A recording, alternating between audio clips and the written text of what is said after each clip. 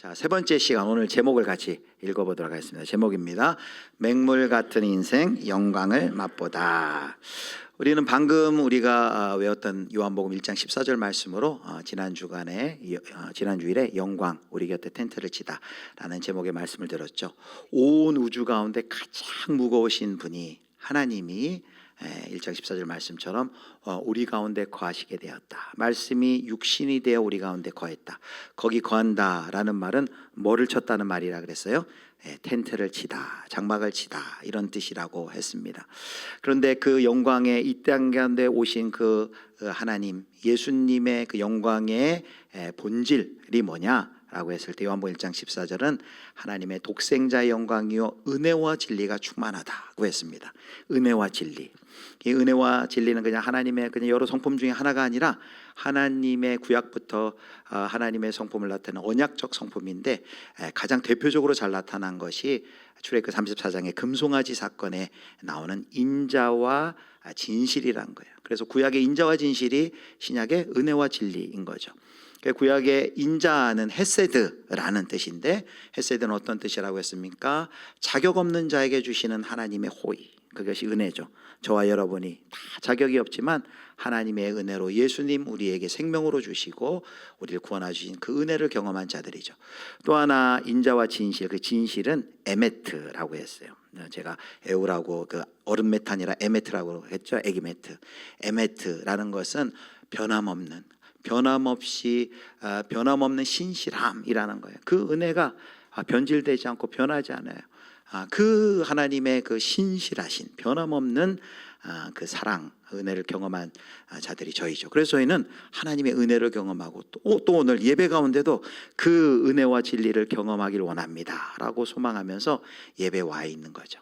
그리고 그 은혜를 경험한 우리들은 세상 속에서 그럼 어떠한 자로 살아야 된다 했습니까? 이제 우리는 움직이는 성소가 되는 거예요. 우리가 움직이는 하나님을 모신 움직이는 성소가 되어서 예수님이 이 땅에 텐트로 오신 것처럼 그 이 땅에 많은 그 아픔과 슬픔이 있는 곳에 텐트를 치는 사람들. 그래서 여러분 한 주 동안 이렇게 텐트를 치는 삶을 사셨습니까? 예, 아까 영상에 봤지만 저희는 이렇게 작은 텐트를 한번 치고 왔어요. 이번에 그 연탄 봉사에 한 22명쯤 갔는데 우리 유년부 아이들부터 유년부 또 초등부, 중등부 어린아이들이 많이 와서 유년부 아이들은 이제 하나씩 날랐지만 또 하나씩 두 개씩 또 6개까지 이렇게 날라서 천장이었는데 우리가 원래 계획하기엔 2시부터 4시까지 하려고 했는데 너무 빨리 해가지고 1시 10분쯤 마쳤습니다. 영상엔 다 담지 못했는데 평지가 아니라 이렇게 언덕으로 내려가 가지고 저희가 이제 상계동 그 끝자락에 이제 얼마 남지 않은 집들이 있는데 거기에 이렇게 연탄을 공급 이제 하고 왔습니다. 아무튼 우리가 이제 세상 속에서 하나님의 영광을 비추는 빛으로 이제 움직이는 성소로 살아야 된다는 것이 지난 시간 이야기였습니다. 이제 오늘은 계속해서 이제 2장을 통해서 이 땅 가운데 오신 예수님, 그분을 보면 하나님의 영광이 뭔지를 알 수 있고 그 영광을 우리가 이제 비추는 거울과 같은 삶을 살아야 되는데 2장에 나타난 이 이야기를 통해서 그 하나님의 영광은 또 무엇인지를 우리가 살펴보려고 합니다. 자, 오늘 요한복음 2장에는 예수님의 공생의 첫 번째 이적이 나타나 있습니다. 우리는 이 이야기를 너무 잘 알죠. 특별히 교회 학교의 그 찬양 가사를 들으면은 찬양 가사 한 줄이면 오늘 2장의 이야기가 다 요약이 돼요. 어떤 찬양이죠? 예수님이 말씀하시니 물이 변하여 뭐가 되죠? 포도주 됐네. 그 이야기입니다. 물이 변하여 포도주 된 이야기. 어떤 교회 학교에 이제 성경 고사대회가 있었는데 이런 문제가 났대요. 요한복음 2장에 예수님의 첫 번째 기적, 일으키신 기적이 사건이 나오는데 그 이야기가 뭐냐라고 묻자 이 어린 친구가 곰곰이 생각하더니 답을 이렇게 썼대요. 포도주 무한 리필 사건 이렇게 썼다. 아주 똘똘한 친구예요. 포도주 무한 리필 사건. 잘 파악했어요. 여러분, 잔치, 혼인잔치 집에 포도주가 떨어졌는데 예수님이 개입하시고 포도주가 공급된 사건입니다. 여러분, 잔치하면 뭐가 이렇게 머리에 떠오르세요?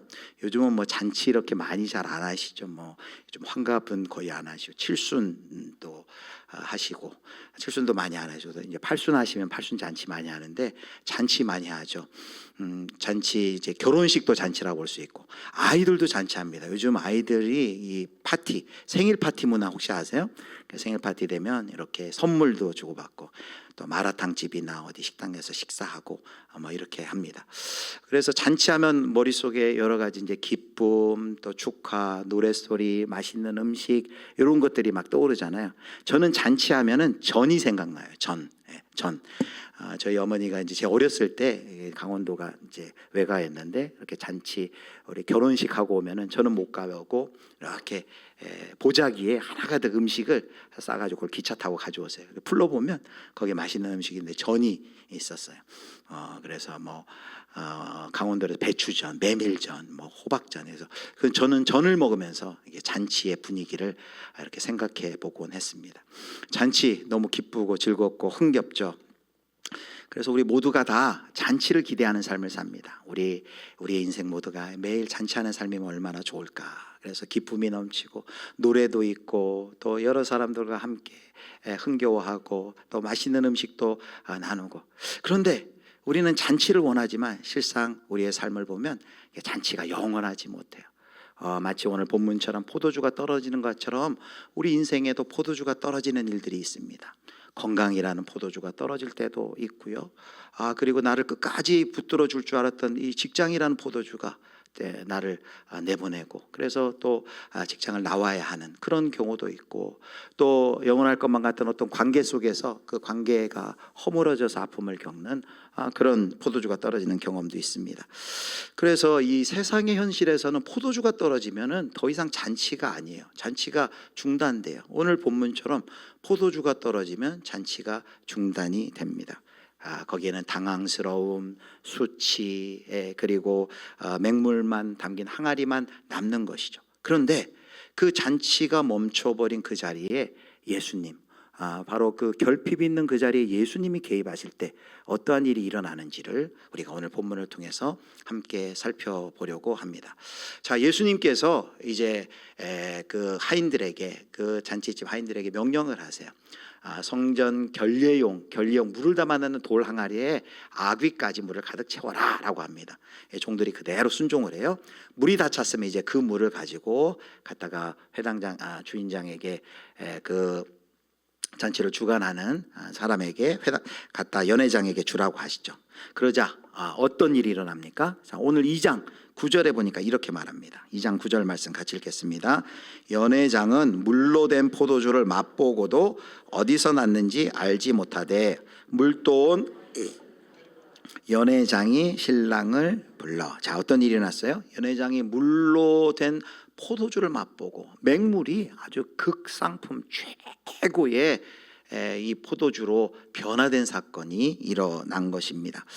여러분, 이 첫 기적이 우리 가운데 물이 변하여 포도주 된, 맹물이 변하여 아주 최고의 포도주가 된 이 사건은 오늘 우리 가운데 무엇을 보여주는 걸까요?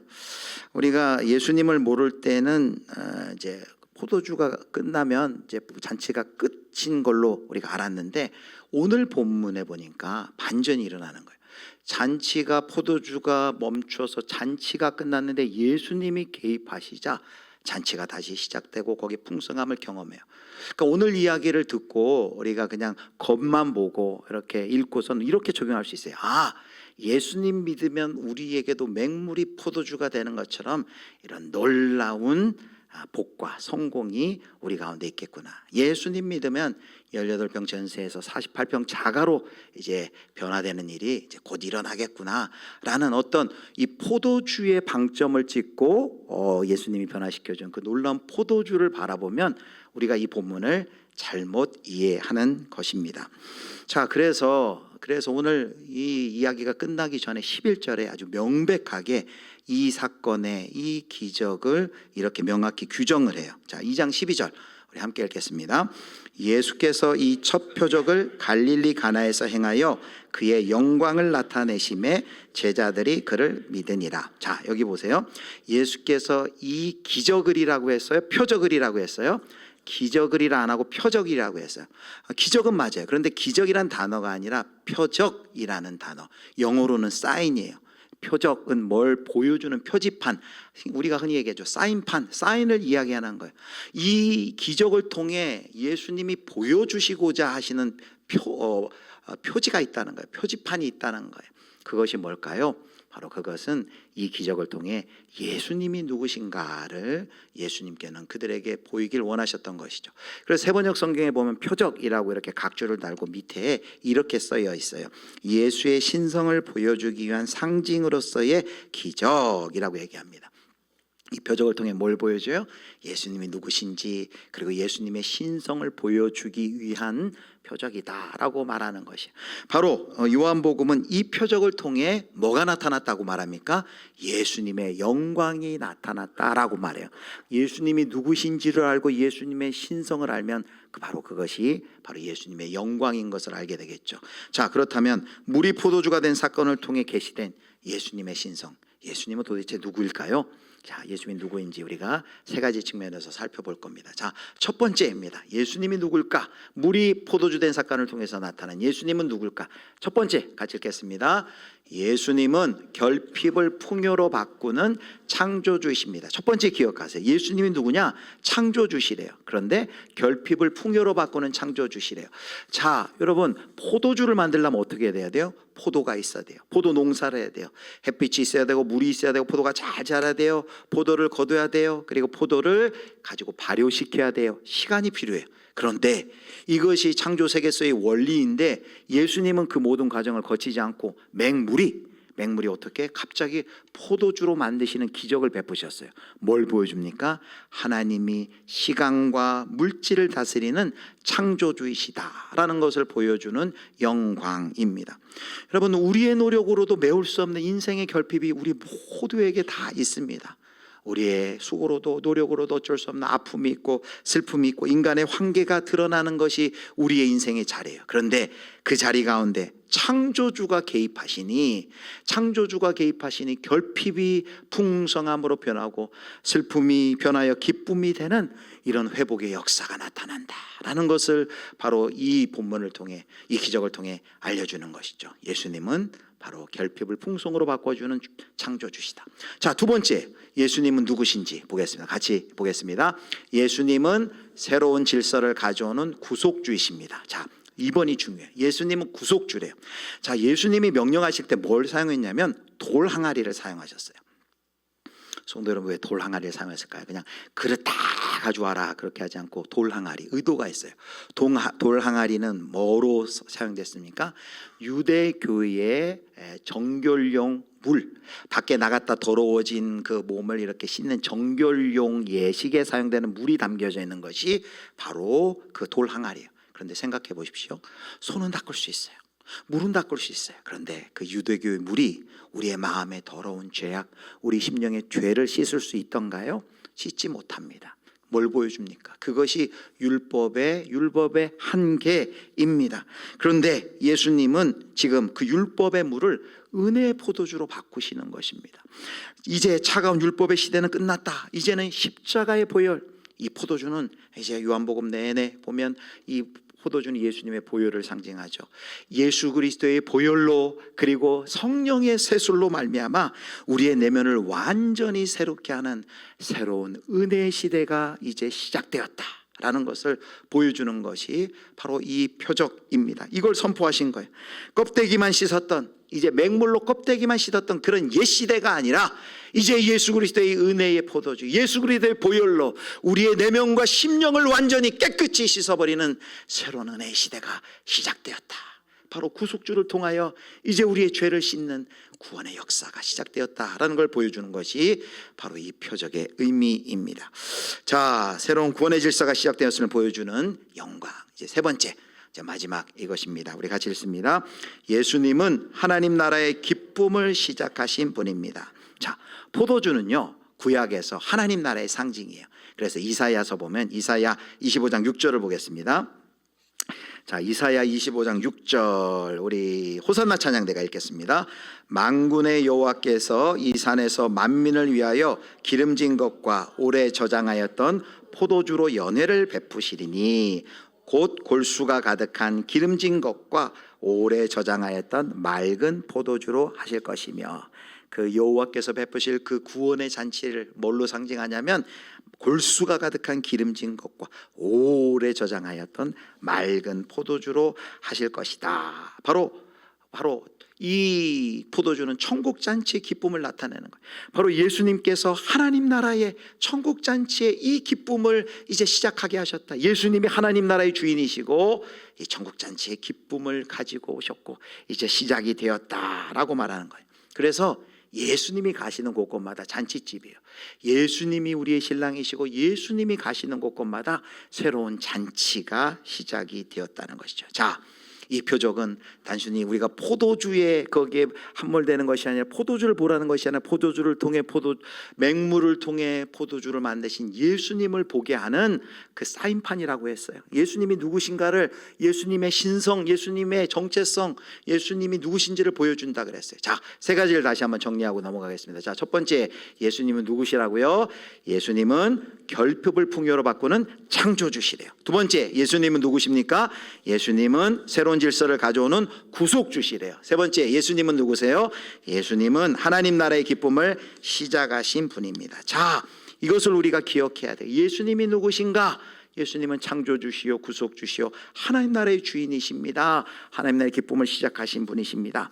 자, 그런데 우리가 이렇게 이 표적을 보고 이 예수님께 시선을 주목하고 예수님이 이런 분이구나 깨달아야 되는데, 오늘 현장에서도 보면 두 가지 반응이 나타나요. 자, 첫 번째 반응입니다. 첫 번째 반응은 이 엄청난 표적 앞에 사람들의 반응이 갈리는데, 이제 연회장이에요. 연회장은 포도주의 맛에 감탄합니다. 이야, 이전에는 맛보지 못한 놀라운 맛입니다 라면서 감탄할 최고의 맛. 도대체 이걸 어디서 가져왔습니까? 신랑에게. 다른 집들은 다 처음엔 좋은 것 가지고 나중에는 좀 취한다면은 별로 이렇게 낮은 품질의 포도주 가져오는데 이 집은 반대군요. 어디서 이런 포도주 가져왔습니까? 라면서 그 포도주를 칭찬하면서 감탄했어요. 그런데 여러분, 연회장의 특징이 있어요. 연회장은 그것이 어디로부터 왔는지를, 누구로부터 왔는지 선물 주시는 그분은 몰랐어요. 여러분, 바로 이 세상의 모습이에요. 이 세상은 포도주에만 관심이 많아요. 그런데 오늘 11절 보십시오. 제자들은 어떻게 반응하는지 보십시오. 마지막, 자 11절 다시 보여주세요. 마지막 보니까 예수께서 이 첫 표적을 갈릴리 가나에서 행하여 그의 영광을 나타내심에 제자들이 뭐라고 되어 있습니까? 그를 믿었더라. 제자들이 이 기적을 보고 이렇게 반응하지 않았어요. 야, 이제 우리 예수님 따라다니면 이제 앞으로 포도주 걱정은 없겠네 라면서 막 포도주에 취해서 그 포도주 맛본 것을 기뻐하는 것이 아니라, 그 사건을 통해 제자들이 예수를 믿었더라, 믿으니라 라고 이야기를 한 것입니다. 그 일을 행하신, 포도주에 멈추는 게 아니라 그 맹물을 포도주로 하신 예수님께 시선이 옮겨졌고 예수님을 믿었다라는 것이 오늘 성경의 증언입니다. 이것이 진짜 영광이란 것입니다. 여러분, 진짜 영광이 뭐예요? 내 잔이 막 포도주로 가득히 채워지는 것이 아니라 내 눈이 바로 이 예수 그리스도를 향해 눈이 활짝 열리는 것이 바로 진짜 영광이라는 거예요.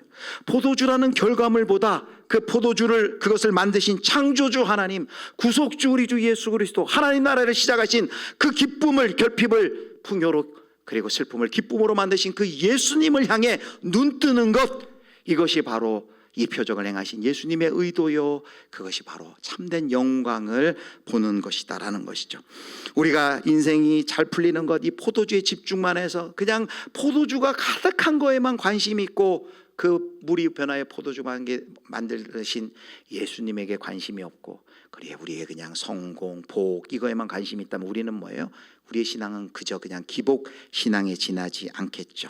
그러나 그 회복을 통해, 그 하나님의 주신 풍요를 통해, 아, 예수님이 창조주시구나, 예수님이 나의 구속주시구나, 정말 예수님이 하나님 나라의 주인이시구나, 내 삶의 주인이시구나 라는 것을 고백한다면, 예수님을 신뢰한다면 그것이 오직 주께 영광이 되는 것입니다.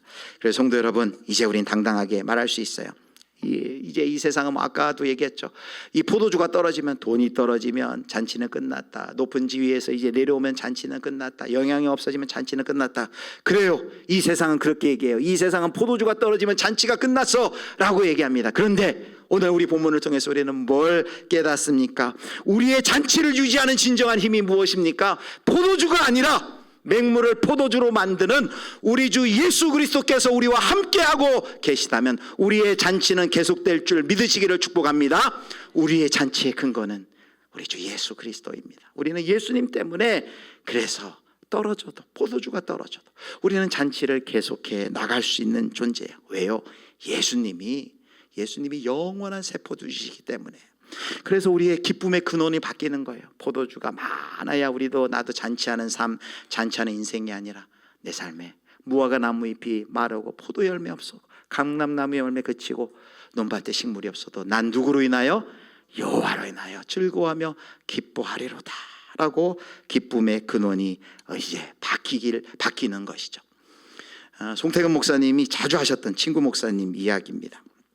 제가 몇 번 이야기한 기억이 있어요. 시골교회 강원도에 계시더라고요. 시골교회 목회하시는 목사님, 친구 목사님이 있는데 그 아들이 우리 한국에서 제일 유명한 명문대학에 입학을 했어요. 그러니까 시골에서 목회하시는 이 목사님이 얼마나 자랑스럽게 했어요. 아들도 자랑스럽고 또 대견하고, 그리고 이제 기대가 있는 거죠. 이제 그 대학을 잘 마치고 또 좋은 또 회사에 취업해서 건실한 또 사회인으로, 아빠 때는 좀 고생했지만 이제 자녀 때는 조금 우리 집안이 여러 가지로 나아지겠다라고 이제 기대를 하고 있었던 거예요. 그런데 4년의 이제 학업을 다 마칠 때쯤 이 아들이 엄마와 아빠 엄마에게 찾아와서 이렇게 폭탄 선언을 하더랍니다. 뭐라고 얘기하냐면, 아빠, 저 아무래도 신학교 가야 될 것 같아요 라고 얘기한 거예요. 그러니까 이 아버지가, 목회를 하고 계신 아버님이 첫 마디가 그거였대요. 첫 마디가 왜 하필 너냐 라고 했대요. 왜 하필 너냐. 목회자가 되고 그런 거 좋은데 왜 하필 내 아들이, 왜 하필 너냐 라고 한 거죠. 그리고 이제 뭐 그 자리에서 학담하다, 그래 우리 한번 기도해보자, 시간을 정해놓고 기도하고 우리 다시 얘기해보자. 그리고 시간을 주고 얘기하면 좀 생각을 좀 돌릴까, 이런 기대로 얘기했겠죠. 그리고 돌아가서 이제 각자 이야기 이제 기도하는 거죠.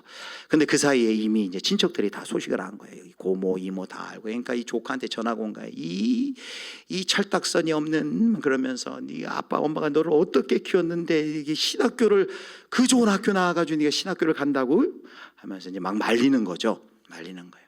그리고 이제 기도하기로 한 시간 마치고 다시 아빠와 아들이 만났어요. 물어보는 거예요. 아빠 어떻게 기도해 보셨어요? 그럼 아들 먼저 기도했지. 그래, 너는 기도해 봤니? 예, 기도해 봤어요. 그래, 한 가지만 좀 물어보자 하면서 아빠가 묻는 거예요. 너 아깝지 않니?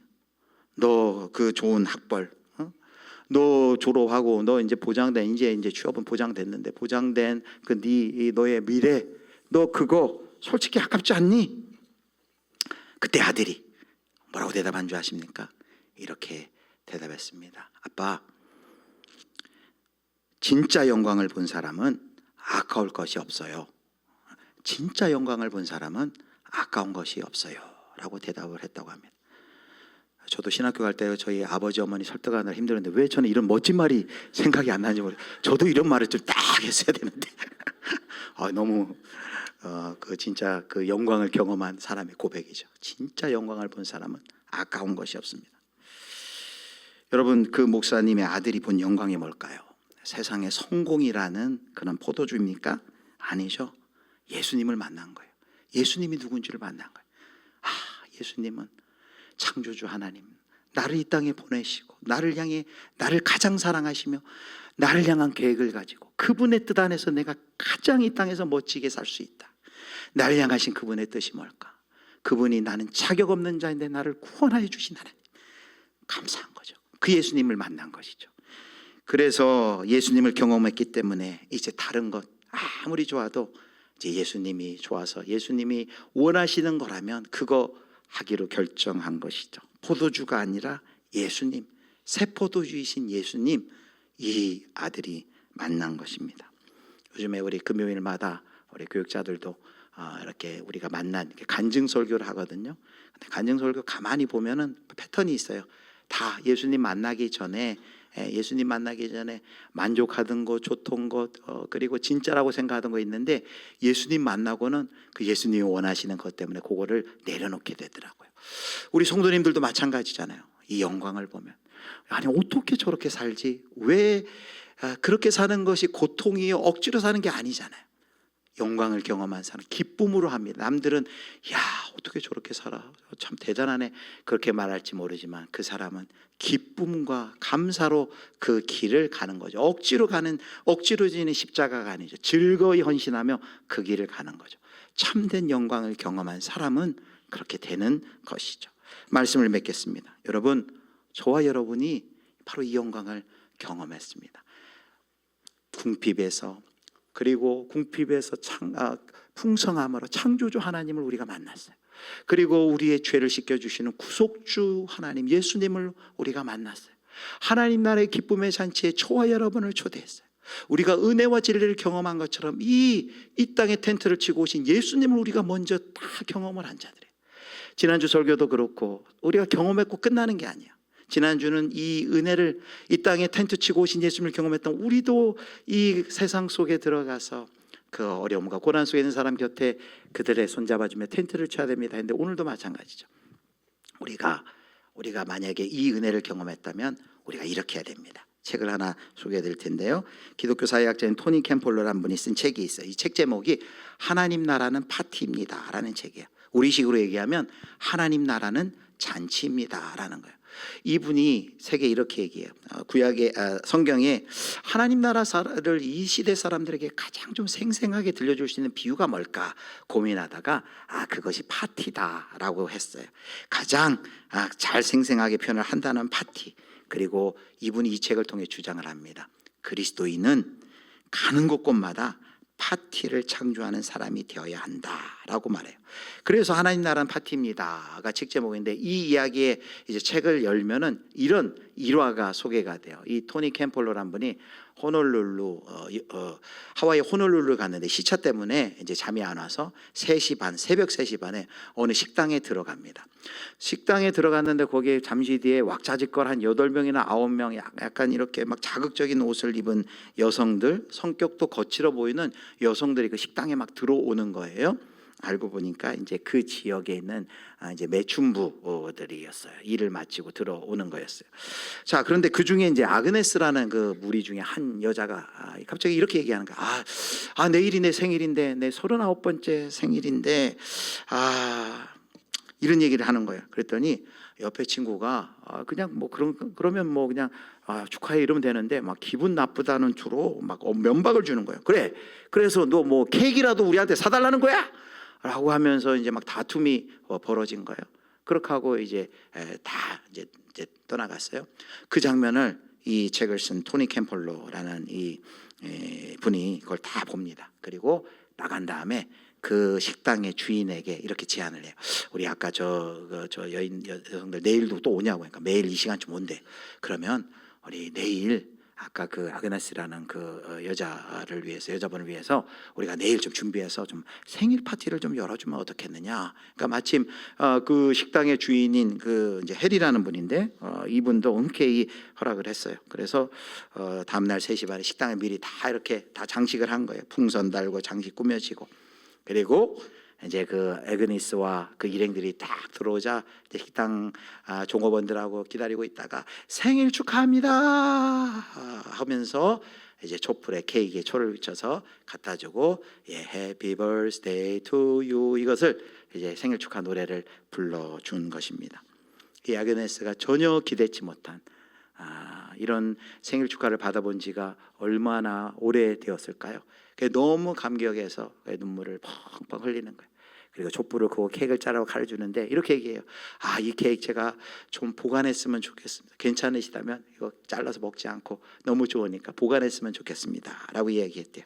분위기가 굉장히 숙연해졌어요. 그러자 이 토니 캠폴러 이 목사님이 기도를 합니다. 우리 같이 기도할까요? 하고 기도해요.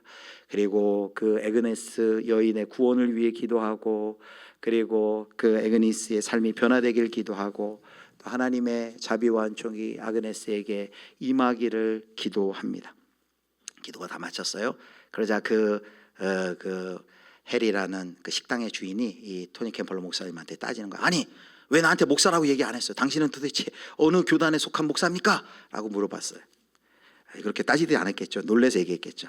그러자 이 토니 캠펄러가 이렇게 대답했어요. 나는 새벽 3시 30분에 3시 반에 매춘부들에게 생일 파티를 열어줄 수 있는 교파에 소속된 목사입니다 라고 얘기를 했어요. 그러자 식당 주인 해리가 고웃음 치면서 말도 안 되는 소리 하지 마세요. 그런 교회는 없습니다. 만약 그런 교회가 있다면 내가 진작 그 교회 다녔지, 그런 교회는 세상에 없습니다 라고 이야기를 하더래요. 그런 교회가 있다면 나도 다니고 싶소 라고 얘기했답니다. 그러면서 토니 캠펄러가 이 책에 이렇게 얘기합니다. 그런 교회가 바로 예수님이 이 땅에 오셔서 창조하신 교회가 아닙니까? 여러분, 진짜 신약 성경을 보면 예수님이 다니시면서 막 죄인, 세리, 손가락질당하는 창녀 이런 사람들하고 파티를 열었어요. 식사 교제를 나누고 그들을 식탁에 초대하고 그들과 파티를 했어요. 바로 예수님이 이 땅에 오셔서 그런 교회를 창설하신 것이죠. 사랑하는 성도 여러분, 바로 이것이 맹물이 포도주가 되는 사건은, 뭐 포도주 된다니까 뭐가 막 많아지고 높아지고 우리는 자꾸 이쪽으로 관심이 가는데, 이게 바로 맹물이 포도주가 되는 사건이에요. 차가운 정죄와 무관심이 가득한 맹물과 같은 이 세상 속에서 정말 맛있는 예수님의 사랑과 기쁨을 가지고 들어가서 거기서 파티를 열어주는 것, 그것이 먼저 영광을 맛본 우리가 해야 할 일이란 것이죠.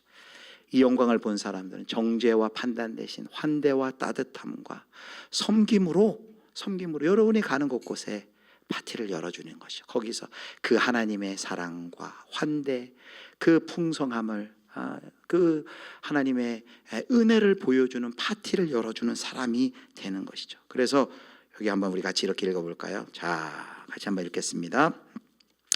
자, 잔치 거기 보여주시면 잔치를 여는 사람으로 살아간다. 그거 보여주시죠. 예, 같이 보겠습니다. 영광을 본 사람은 잔치를 여는 사람으로 살아간다. 파티. 예, 영광을 본 사람은 이제 잔치를 여는 사람. 매주 숙제가 하나씩 들죠. 이제 영광을 본 사람은 가서 텐트 치라고 그러고, 영광을 본 사람은 파티 열라고 그러고, 같은 뜻이에요. 같은 뜻. 우리가 하나님의 영광을 비추는 거울로 우리가 돌아가서 세상 속에서 이렇게 한 주간 살자라는 것입니다. 여러분, 파티가 필요한 사람들이 이렇게 보면 있어요.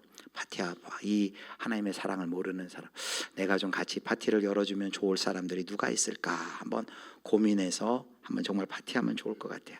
자, 정말 말씀을 맺겠습니다. 우리에게 필요한 것은 문제 해결이라는 포도주가 아니라 포도주를 만드시는 예수님인 줄 믿으시기를 축복합니다. 여러분, 포도주에 관심이 가는 게 아니라 포도주를, 맹물을 포도주 만드시는 그 예수님. 그래서요, 예수님 만나면 인생의 맛이 달라져요. 예수님을 만난 사람, 맹물 같은 내 인생에 은혜와 진리가 충만하고, 맹물 같은 내 인생이 예수님 만나면요, 참된 기쁨과 소망이 넘치게 됩니다. 우리 주변에 우리 그런 분들 많잖아요. 정말 맹물 같은 인생이었는데 예수님 만나서 정말 포도주, 극상품 포도주처럼 변화된 사람들이 우리 주변에 얼마나 많습니까? 그 찬송의 고백이 찬송 288장에도 나와요. 예수를 나의 구주 삼고. 이 찬송 이번에 우리 이제 금요일마다 우리 교육자들 간증 설교할 때 주제 찬양이기도 하는데요. 예수를 나의 구주 삼고 성령과 피로써 거듭나니 이 세상에서 내 영혼이 뭐라고 찬양하죠? 하늘의 영광을 누리도다. 2절에는 온전히 주께 맡긴 내 영 사랑의 음성을 듣는 중에 천사들 왕래하는 것과 하늘의 영광을 어떻게 해요? 보리로다. 이 땅에서 예수님 만나면 그 하늘의 영광을 보고 누리는 자가 됩니다. 3절에 보면 이 사람은 포도주에 취해 있잖아요. 3절 가사 보면 주 안의 기쁨 누림으로 마음의 풍랑이 잔잔하니 세상과 나는 간 곳 없고 뭐만 보인대요? 구속한 주만 보이도다. 오병이어의 기적을 체험한 제자들은 또 실수해서 그 빵만 보이는 거예요. 이제 우리 예수님 따라다니면 빵 걱정 없겠다. 빵만 눈앞에 그냥 가득해요. 포도주 기적을 보고 포도주만 눈앞에 있는 그게 아니라 예수님의 표적은 나를 보라는 거죠. 내가 누군지 나를 보고 인생의 결핍을, 인생의 그 아픔을 풍요와 치유로 바꾸어 주시는 그 예수님을 바라보고 그 예수님 우리 인생에 모실 때 진정한 사랑과 평화가 온다고 말씀하십니다. 우리 저와 여러분이 예수 그리스도를 나의 인생의 주인으로 모시고 구속자로 모심으로 정말 포도주가 끊어져도 계속되는, 예수님 때문에 계속되는 진정한 파티, 진정한 잔치를 경험하시고 이 잔치를 세상 속에서 열어주시는 저와 여러분 되시기를 주님의 이름으로 축원합니다.